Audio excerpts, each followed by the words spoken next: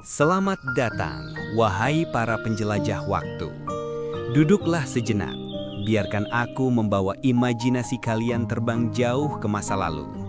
Jauh sebelum gedung-gedung pencakar langit menusuk awan, jauh sebelum mesin menderu di jalanan. Kita akan kembali ke masa ketika Nusantara masih bernama Suwarna Dwipa atau Jawa Dwipa. Masa ketika laut adalah jalan raya utama dan kapal-kapal layar adalah rajanya. Bayangkan, abad ke-7 hingga ke-13 Masehi, angin muson berhembus kencang, membawa aroma garam dan aroma rempah-rempah yang nilainya setara dengan emas.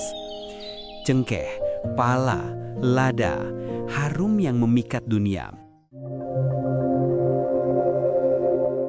Di pelabuhan-pelabuhan ramai seperti Barus di Sumatera, Gresik di Jawa, atau Ternate di Timur, terlihatlah kapal-kapal asing merapat.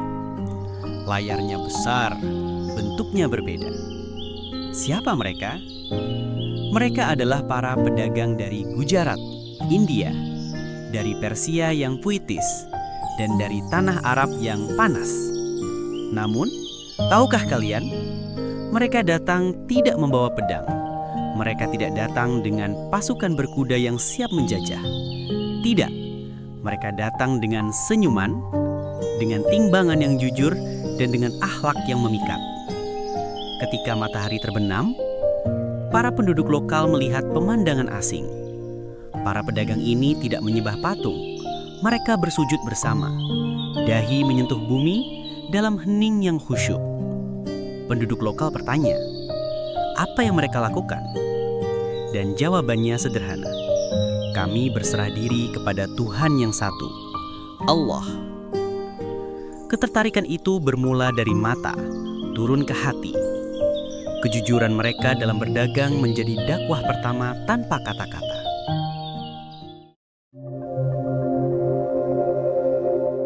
Lama-kelamaan, pedagang-pedagang ini tidak sekadar singgah, mereka menetap.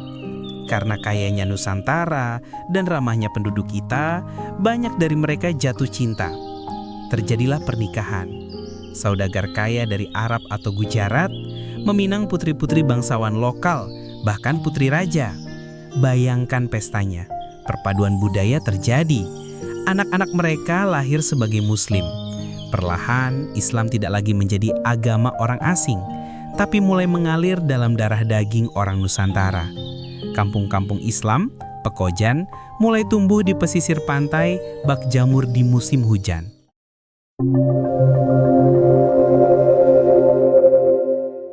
Tapi teman-teman, kunci terbesar dari penyebaran ini ada di Pulau Jawa.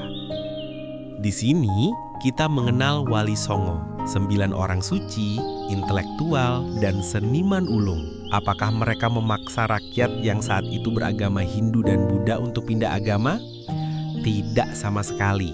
Lihatlah Sunan Kalijaga. Beliau melihat rakyat Jawa sangat mencintai gamelan dan wayang kulit. Beliau tidak berkata, wayang itu haram, hentikan. Tetapi beliau berkata, mari kita mainkan wayang ini dengan cerita yang lebih indah. Beliau menyisipkan ajaran Islam dalam lakon wayang. Jimat Kalimasada atau Kali Maha Usada diubah maknanya menjadi kalimat syahadat. Rakyat berbondong-bondong menonton wayang.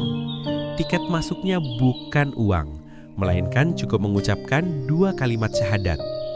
Betapa cerdasnya. Budaya tidak dibunuh, tetapi dirawat dan diberi jiwa baru. Selain budaya, ada satu hal yang membuat Islam menyebar laksana api di padang ilalang kering, yaitu kesetaraan. Di masa itu, sistem kasta membelenggu. Jika kau lahir sebagai rakyat jelata, selamanya kau akan di bawah, tak bisa naik kelas. Lalu Islam datang dan berbisik, tidak ada kasta dalam Islam. Raja dan budak duduk sama rendah, berdiri sama tinggi di hadapan Tuhan. Ini adalah revolusi mental. Rakyat kecil merasa dimanusiakan. Mereka merasa memiliki harga diri. Inilah mengapa Islam dipeluk dengan sukacita oleh lapisan masyarakat paling bawah hingga ke istana. Akhirnya, benih yang ditanam itu tumbuh menjadi pohon raksasa. Berdirilah Samudra Pasai sebagai kerajaan Islam pertama. Lalu disusul Kesultanan Malaka yang menjadi pusat perdagangan dunia. Di Jawa, ketika Majapahit mulai redup, Kesultanan Demak bersinar terang. Di Sulawesi, Raja Gowa Talo memeluk Islam dan menjadikan Makassar serambi Madinah, hingga ke Ternate dan Tidore di ujung timur. Suara genta lonceng candi perlahan berganti atau bersanding harmoni dengan suara azan yang meliuk indah dari menara-menara masjid. Teman-teman sekalian, sejarah masuknya Islam ke Indonesia adalah sejarah tentang damai. Bukan dengan darah, melainkan dengan dakwah yang ramah. Bukan dengan pedang, melainkan dengan kasih sayang dan perdagangan.